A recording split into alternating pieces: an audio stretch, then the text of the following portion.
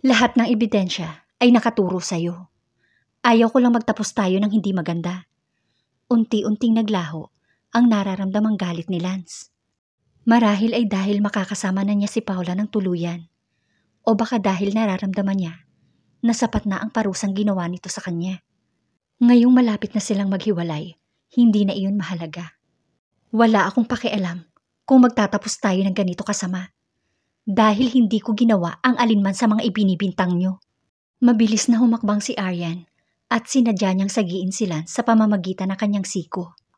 Natahimik si Lance sa ginawang iyon ni Aryan at muling nagdilim ang kanyang mukha. Tinitigan niya si Aryan sa mga mata. Naalala niya ang ginawa nito sa kanya kamakailan tungkol sa pagkakadawit nito sa isang lalaki. Naisa na niyang ipakita ang paggalang dito sa publiko. Pero dahil siya ang unang nagpakita ng angas, hindi niya napigilan ang sarili. Kung ganon, ano ang ibig sabihin ng larawang ito? Ibinaba ni Lance ang kanyang telepono sa harap ni Aryan.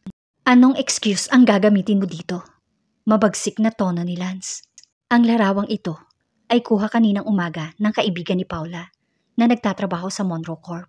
Sinabi mo kay Mami na nasa ospital ka, di ba? Bakit nakita ka sa labas ng opisina ng Monroe Corp? Hindi lang iyon. Bakit ka umalis sa opisina niya sa kalagitnaan ng gabi? Hindi binalak ni Lance na ilantad ang isang bagay na kasing personal nito sa lahat ng empleyadong naroroon. Ngunit napagtanto niyang umaabuso na si Aryan at nagdulot ito sa kanya ng galit. Habang pinagmamasdan ni Aryan ang larawan, bumalik sa kanyang isipan ang sandaling lumalabas siya sa opisina ni Yael Monroe. Naalala niya na nakakita siya ng isang kislap ng liwanag na tumama sa kanyang mga mata. Ngunit hindi niya iyon pinansin dahil kaibigan ni Paula ang kumuha ng litrato niya. Humanga siya dahil nagawa pa ng babae ang bagay na iyon para iset up siya hanggang sa puntong ito. Noong una, hindi pinaniwalaan ni Lance ang sinasabi ni Paula. Ngunit nakita niya ang mukha ni Aryan sa litrato. I was wrong about you, Aryan. To think that I was feeling guilty toward you.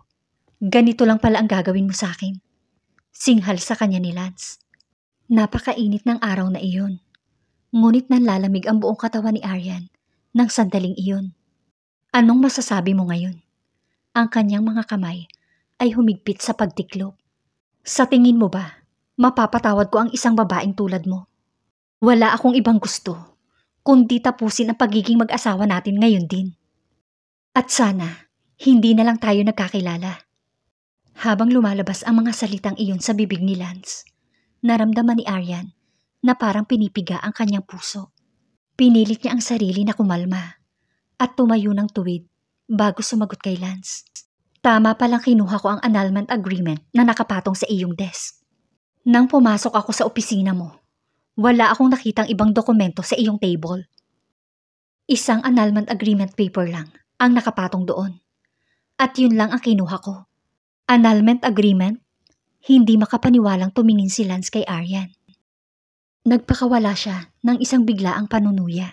Kung magsisinungaling ka, dapat gawin mo naman itong makatotohanan. Anong sinasabi mong annulment agreement? Wala akong ganyan sa table ko.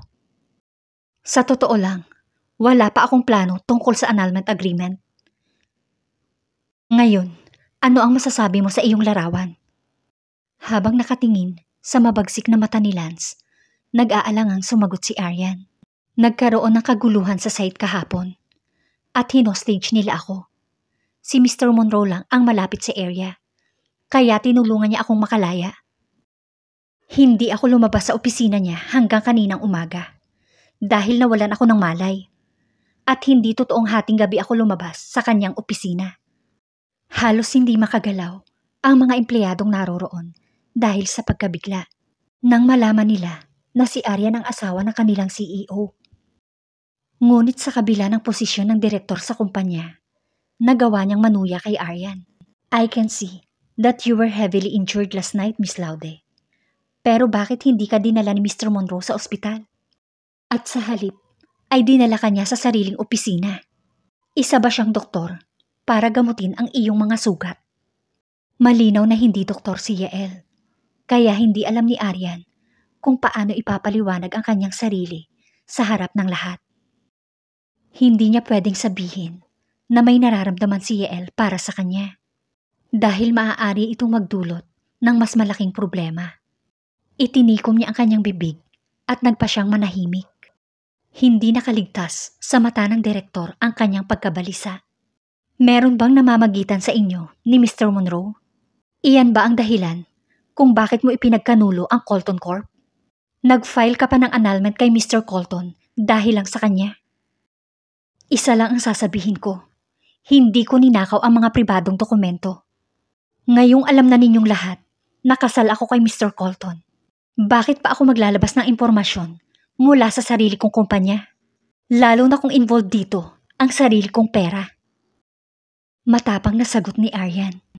Nanatiling tahimik ang mga empleyado at halos hindi pa rin sila makapaniwala sa kanilang nasaksihan. So, hindi ka umaamin sa ginawa mo? Nanatiling matigas ang ekspresyon ni Lance. Magsampa ka ng kaso kung gusto mo. Hinding-hindi ko aaminin ang isang bagay na hindi ko ginawa. Never. Hindi na kayang manatili pa ni Aryan sa lugar. Kaya humakbang siya at mabilis na naglakad palabas. Nang huminto ang elevator, nakita niyang nagmamadaling lumabas si Yula.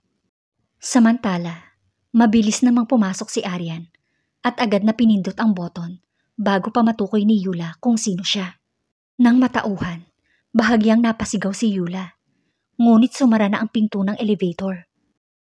Tahimik at mabigat ang paligid. Lahat ng tao sa silid ay mukhang problemado at hindi mapalagay. Bakas sa mukha ni Yula ang masamang tingin. Ngayon lang niya nakita ang babaeng nakatayo sa tabi ng kanyang anak, si Paula. Biglang parang nagkaroon ng kahulugan ang lahat. Dumiretso siya kay Paula at walang pag-aalinlangan niya itong sinampal sa pisngi. Ma, anong ginawa mo? Gulat na sabi ni Lance. Galit na galit ang tingin ni Yula sa anak. Kung hindi dahil sa babaeng ito, hindi sana magkakaroon ng gulo sa pagitan ng kanyang anak at ni Aryan. Hindi sana magiging matigas ang ulo ni Lance. Lance, anong ginagawa niya dito? Samantala, si Venus na nasa ground floor ay agad na tumakbo palapit kay Aryan nang makita niya itong lumalabas sa elevator. Bahagya siyang napahinto nang makita niya ang mukha ni Aryan at nag-aalalang nagtanong, Aryan, okay ka lang?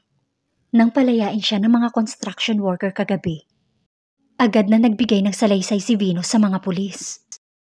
Magpapahinga muna sana siya noong araw na iyon. Ngunit nang marinig niya na may kinalaman si Aryan sa isyong naganap sa kumpanya, nagmadali siyang sumugod sa opisina. Isa pa, kailangan niya ring magbigay na paliwanag sa nangyari sa construction site kahapon. Ngunit laking gulat niya nang makarating sa kanya ang balita na si Aryan ay asawa ng CEO ng kanilang kumpanya. Okay lang ako. Tumunghay si Aryan at pilit nang umiti. Wala akong kinalaman sa mga bagay na nangyari dito. Kaya hindi ako natatakot sa mga sinasabi nila tungkol sa akin. Bukod kina Yula at Venus, walang ibang nagmamalasakit sa kanya sa kumpanya. Nang mapansin ang mga galos at medyo namamagang pisngi ni Aryan, saglit na natahimik si Venus bago nagtanong. Sinabi mo ba sa kanila na wala kang kinalaman sa pagkawala ng dokumento? Sabihin ko man o hindi, may maniniwala ba sa akin? Umiling si Aryan. Matibay at matatag ang kanilang ebidensya laban sa kanya.